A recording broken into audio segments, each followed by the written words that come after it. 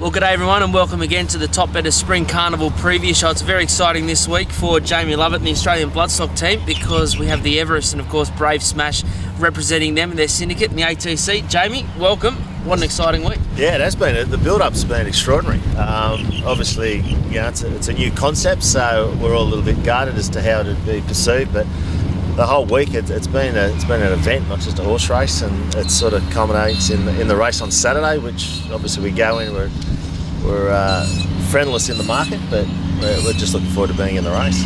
So I think in the build-up, obviously we've all been seeing the saturation, I think, across the media. It's probably one of the biggest build-ups to a race in New South Wales I can remember. Were you on the boat on the Rocky Seas on Tuesday? Yeah, no, we were. A couple of battlers from Newcastle. We don't get on those big boats very often. So, look, it's really been I tip my hat to Peter V'landys and Racing New South Wales because with any event, I mean, you look at the Melbourne Cup, it's super history, and to start something from the ground floor up and to get the intro. I mean, this morning's papers, it's on all the front pages of the Sydney papers. It's, as I say, it's quite extraordinary to think that it is what it is already. So they're talking sellouts at Randwick on Saturday, all the hospitality. So I think it's great for racing in South Wales, given that it's the first time we'll get a free shot without all the football codes and everything. Like usually in the championships, you've got all the footy and the rain usually. Yeah. So no, it's exciting. All right, and let's talk about Brave Smash. How's his preparations gone? Where's he at, and what's happened this week? Look, the horse is trained on. Darren's, as we've indicated previously, he's always shown us that he was a horse that would respond to blinkers. So, look, we're going, as I say, we're going with our eyes wide open. We know that it's going to climb the Everest. it's a big ask for the horse, but I think he deserves his chance in the race. The form around Vega Magic would indicate I think he's the horse to beat, and I think if he runs up to that, he could run into the money. Jamie Spencer's riding. Talk us through what's happened there. Look, Jamie's a guy that he's a world-class rider. That he's rode over 2,000 winners in Europe, run all the classic races in England. He's a horse that we just thought the ATC were keen to bring an international rider across. Obviously, we've had a relationship with him over there. Ironically, he rode Red Cardinal for us. Previously to us buying him, and then he rode him in the Jeffrey Freer. So we're just at the point where we thought, well, there wasn't a lot of opportunity. Jockeys left in the room, and I put it to the ATC, and they embraced the idea. And look, he's a rider that'll suit Brave Smash because he'll sort of relax on him. He'll let him balance up, and then hopefully, off the back of a hot speed, be getting home late. All right, and barrier 9, so you mentioned off the back of a hot speed, probably going to go to the back half of the field? Yeah, look, the speed's probably not as crazy as what we initially thought. All the leading speed horses appear to have drawn soft, so there'll be nothing coming from a wide gate putting artificial speed into the race. But look, having said that, he's drawn the 9, he'll probably just suck up behind them. I imagine he'll be back there with Tulip and Clearly Innocent, and I'd say, obviously Shataka will be behind us. Provided he travels nice and relaxes, then he'll get his chance to peel to the outside and hopefully make a run at him. Now, obviously, these Japanese horses, there's often a lot said that they prefer the firmer tracks, which they grow up and do a lot of their racing on over there. In Sydney, we're just starting to see a little bit of rain. Would you like a bit of cut out of the ground, or is it the firmer the better for you? No. Look, he jarred up at that last run at Caulfield, where he ran second, where he said he was very scratchy. So I think, look, that's a bit of a myth, this Japanese thing. All horses they appreciate a bit of cut in the track. It's just, all that jarring, concussion up through their legs and their joints. I think any horse appreciates just to get their toe in, and he's no different. All right, now no doubt you've taken the $41 with TopBetta for Brave Smash already, but the main challenge is looking at the top there. Vega Magic, She Will Reign around 480, Shatak was 6, Red Zell 750. Is that really the main crop that you think is going to be, fighting for victory, obviously, with your own horse? I think so. Look, I think Vega Magic for mine. Red Zell map's very good now. Talking to Luke, my partner, who obviously spends a lot of time mapping, and the way that the race and the barrier draw has evolved, he feels Red Zell probably gets the right run. It'll be very hard to beat. Without looking at the map myself closely, I still think Vega Magic's the horse that, if I didn't know mine, it'd be the one I'd want to own. And Chris Lee's horse here, Clearly Innocent, you couldn't have got a better trial leading into it. If we can't win it, I hope they do. Brilliant. All right, now obviously before we go on to the other runners for the weekend, we do need to mention this resplendent black jacket that you're in today. TopBetta and Australian Bloodstock partnering throughout the Spring Carnival. And no doubt we'll see a few owners in it as well. Yeah, well, as you know, the both Red Cardinal, Admire Juice and Big Duke, all the owners will be donning one of these over the Carnival. So we've taken all the orders, they've all arrived. So all the owners have been emailing and ringing, and when are they, where are they? So it's just another element. And for you guys, it's great to have you on TopBetta on board, and it's something that, you know, for us, it's an opportunity to do a joint venture and obviously get both brands out there in the racing eye. All right, now one of your best chances this weekend, Big Duke in the St Ledger. First thing I want to know is, does this mean no Caulfield Cup for him? I would suggest that it would be unlikely. Now it's a logical path to go to the Moonee Valley Cup, which Darren's always been keen to do that, I should say. So provided he runs well, and look, if you look at the race, he looks like he'd be very hard to beat Saturday.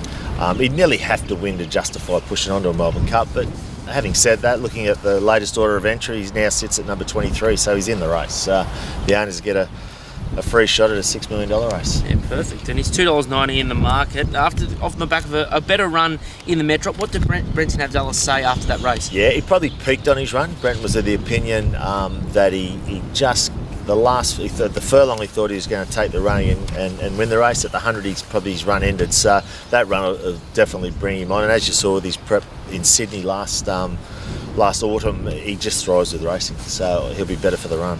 And Barrier 2, just a soft midfield run? Yeah, hopefully he hasn't been jumping that clean. We've been getting back worse than midfield, so we're hoping Brendan can give him a little dig, and if he could be sort of midfield or even forward of midfield, I just think he matched perfect to have every chance without spending any cookies on the run.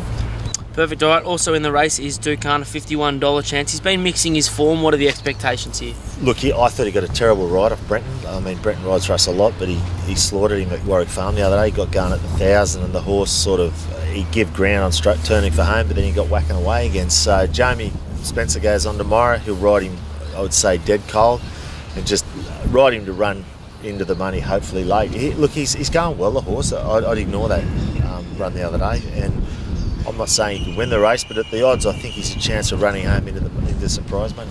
All right, if he does have a good run here, what's the end goal for him? Yeah, he goes to a race on Melbourne Cup Day. It's a 2,800 metre race at Flemington, which has been his target the whole way through. So, yeah, look, I think provided he ran well, we'll push on to Flemington with him for sure. All right, and Singing is entered in the Craven Plate. He's also $51, but he's in here. He's also in the Cranbourne Cup on Sunday. You're leaning one way or the other? Yeah, no, look, we won't go to Melbourne. Here, that Cranbourne Cup's going to be a very good race. Yeah. I mean, a lot of the Godolphin horses, a lot of the internationals in quarantine have nommed, and acceptances for that I haven't seen, but it'll be a tough race. So Singing, there's a little bit of, they got a little bit of run at Randwick overnight. If we got any more run at Randwick, Singing might run. He just needs a little bit of juice in the track, but he's going very well. So, I mean, again, he's probably a rough outsider, but he probably deserves a chance if he can get his toe in. All right, and obviously Happy Clapper's going to be pretty hard to beat. Yeah. Can he beat him? Oh, no, look, he looks a good thing, doesn't he, Happy Clapper? But again, look, for the owners, it's been a long haul, this horse, and he probably deserves a chance in the race, provided the conditions are right for him, and that would mean a bit more rain. Okay, now moving down to Caulfield, Tosun Stardom's in the Group 1 Tourak, but he's drawn way out wide once again. Yeah, just can't take a trick. His run was great the other day, but look, having said that, and talking about maps again, look, we're having a look at the maps last night late, and as silly as it sounds, there's a lot of get-back horses. So if Damien can come out positive and the horse jumps clean, he could slide across and take up a position, maybe third pair with cover. So it's probably not as bad as it was last time when he mapped wide. But again, he's going to need a hell of a lot of luck. But the horse is going well. Okay, and going forward again after this one, is there much for him? Look, if he races well Saturday, he'll either go to the Cantala, which is the Group 1 mile race on Derby Day, or talking to the way this Cox played, everyone's obviously wins. So maybe they're not the depth there. So we might run him in a Cox plate with a view to trying to run into a place for some prize money for the owners, because I think it's 800 to run second or something in a Cox plate, so well, maybe not that much, but it's very good money. Yeah, certainly no not running second or third to wins, is there? No, that's right. Somebody's going to run second. Yeah, that's right. And Mongolian Wolf was in last week over 1400, but didn't run. No, but apparently hit his head on the gates or something when they were loading, and they vetted and the stewards decided to pull him out. So, but he's had no real effect from it, and he's in good condition. So again, too short for him Saturday, but just hoping he gets back and runs on. All right, now let's look at the internationals. Red Cardinal, it was confirmed this week that Ryan Moore would ride, but he's not going to the Herbert Power. No, look, I think I've said it a couple of times now, Caulfield's been very firm, and the horses, Andres is pleased with him. We just made a decision the other day that if we go to Caulfield and he jars up, then you're patching him up for a Melbourne Cup. He's had 3 runs at 2 mile, so he's got sort of, we believe they've got to have 8 to 10,000 kilometres in their legs going to Melbourne Cup, so he ticks that box. So we just made a judgment call as opposed to going to Caulfield. It'll be firm again tomorrow. We'd prefer just to go bang straight into the Melbourne Cup, and his work in quarantine has been fantastic. So we're quite bullish that he'll run us a good race in the Cup, and obviously Ryan Moore goes on, so that's another tick. Yeah, a bit of history there. Now, Admire Juice, that's the horse that is on track for the Caulfield Cup next week. Yeah, look, couldn't be happier. He comes out of quarantine on Saturday morning. He'll go to Caulfield. We've arranged with the club there that he'll use the course proper, 6 o'clock on Saturday morning. Craig Williams will just let him have a spin around, just have a look at Caulfield, and then he'll go back to Warrnambool, to Darren Weirs, and just have a quiet week on the beach there, just have clear his head and get ready for the Caulfield Cup.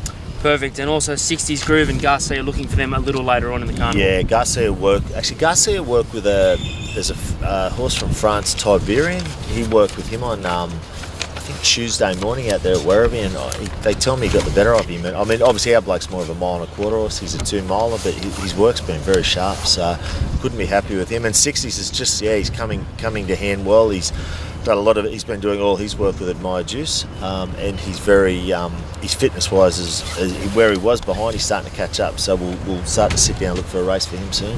Perfect. All right, well, there's a stack of horses going around for you guys, but what you also have is a number of horses out wide, especially around this Hunter region in New South Wales. Is there one you can give us a push for over the next few days? Yeah, look, to be honest, I haven't done the form, or Luke hasn't sent it through with maps and that, but I think probably looking at them, Tycoon Street. She's a very smart filly. She made her first, had a debut run the other day where she raced well without winning, so if she's taken further improvement, which Chris Lee says she has, she'll be hard to beat. All right, perfect. Well, got through a lot there, but importantly, the Everest on Saturday, which is going to be a great race. All the best with it. You can get on Brave Smash, currently $41 at TopBetta, best odds going around, so make sure you take advantage of that, and all the best on Saturday. We'll be cheering him on. Thanks very much. Cheers.